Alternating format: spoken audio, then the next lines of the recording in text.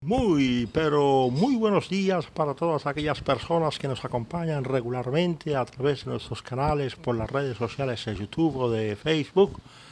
con el propósito de seguir nuestras reflexiones o con el propósito de seguir nuestras disertaciones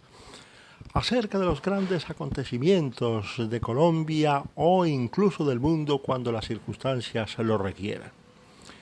En esta oportunidad nos vamos a referir fundamentalmente a la historia de Colombia, muy especialmente a un periodo conocido como la República Liberal,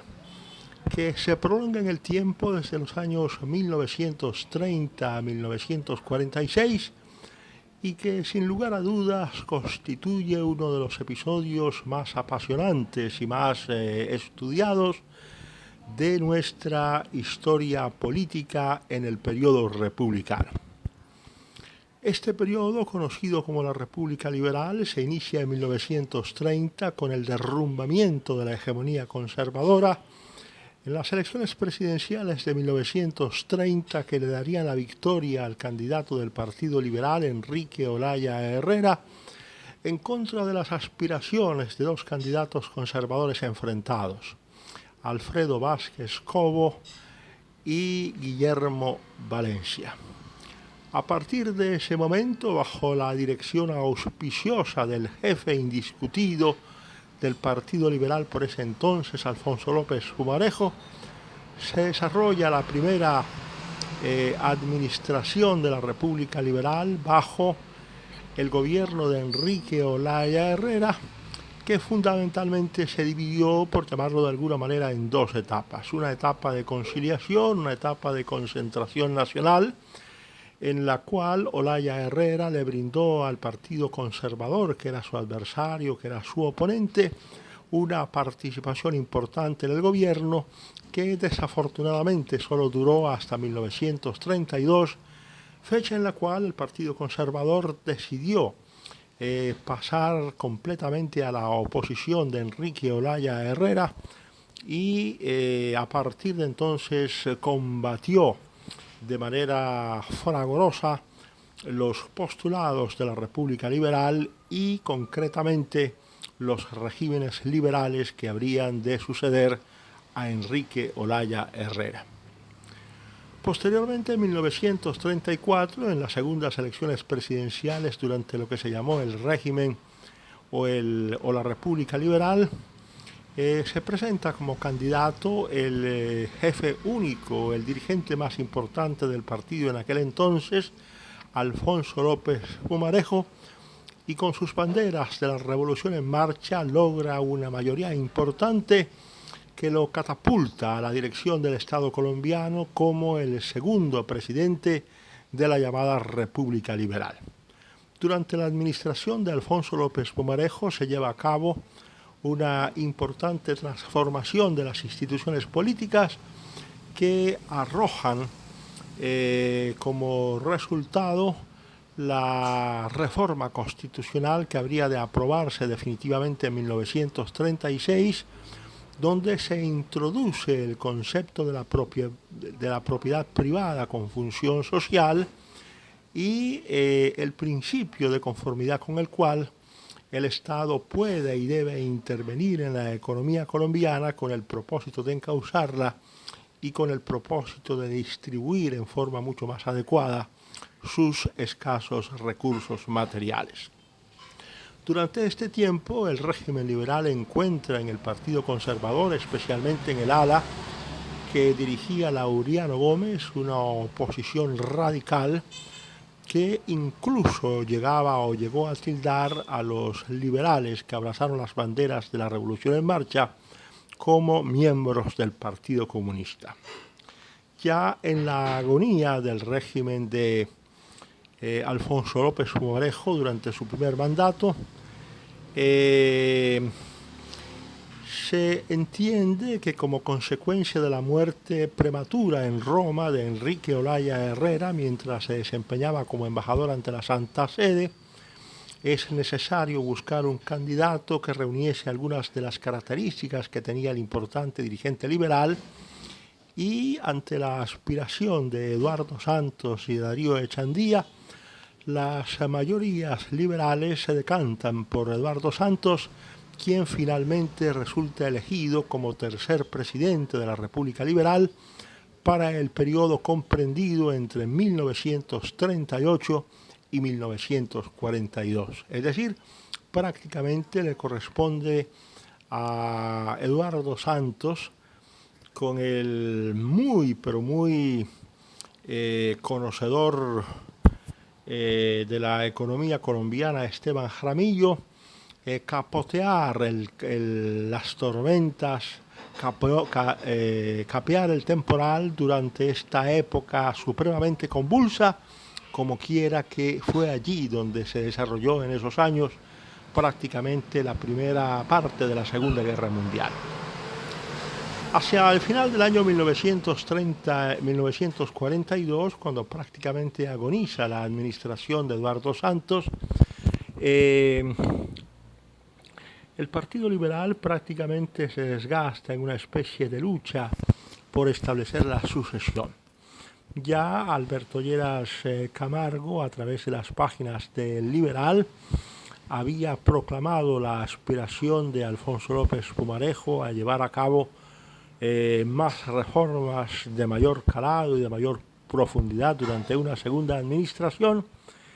contra el querer de otro sector importante del Partido Liberal y del Partido Conservador prácticamente en su totalidad, que de alguna manera veían con recelo la posibilidad de una segunda administración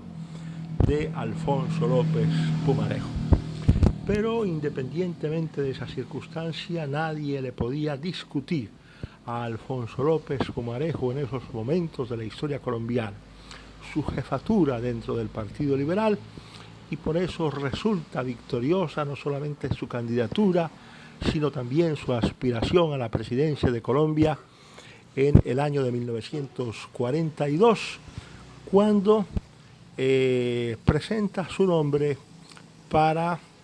ser el cuarto presidente de la República Liberal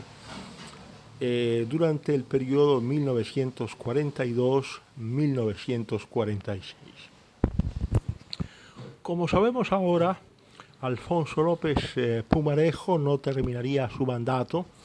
y además tuvo dos grandes interrupciones. La primera gran interrupción se produjo ya en 1942, a finales de 1942, hasta 1943, cuando fue reemplazado provisionalmente por el presidente Darío Echandía, que en esos momentos ocupaba la primera designatura a la presidencia de la República, y posteriormente en 1945, cuando el expresidente Alfonso López Pumarejo se ve obligado por una serie de circunstancias que le dificultaban su gobernabilidad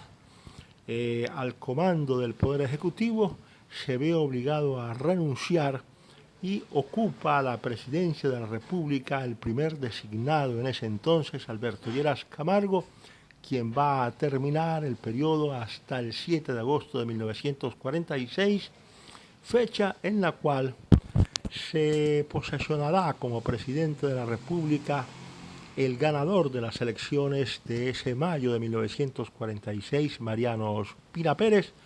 para dar fin o para poner fin a lo que se llamó la República Liberal, que concluye con la división del Partido Liberal en dos alas importantes, una comandada por Gabriel Turbay, la otra comandada por Jorge Eliezer Gaitán, quienes se presentan a las elecciones presidenciales, pero que en definitiva son derrotados por las aspiraciones del Partido Conservador en cabeza de Mariano Ospina Pérez, y resulta elegido este último como presidente de la República de Colombia para, repetimos, poner fin a la llamada República Liberal, que, como ya dijimos, se extiende en el plazo de la historia o en el tiempo histórico correspondiente desde 1930 hasta 1946. En este punto hacemos una corrección porque el primer designado a la presidencia de la República, Darío Echandía, ocupó la presidencia de la República como encargado del Poder Ejecutivo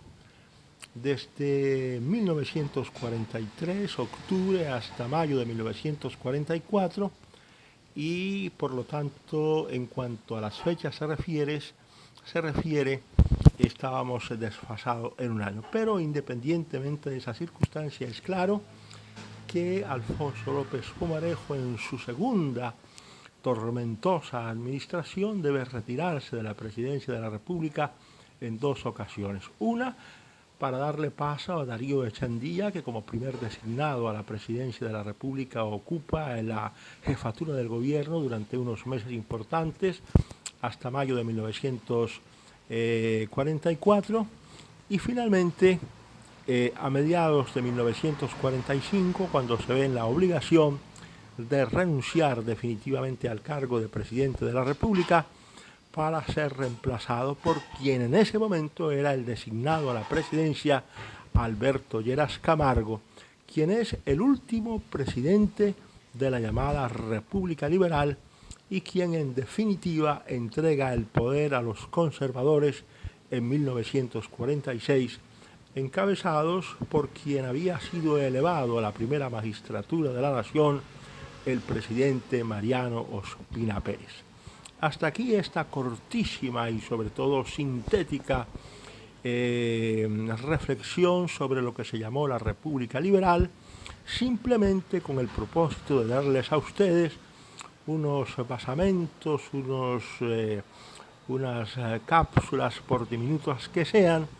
para que con esos datos, con esas referencias, puedan adelantar sus correspondientes investigaciones.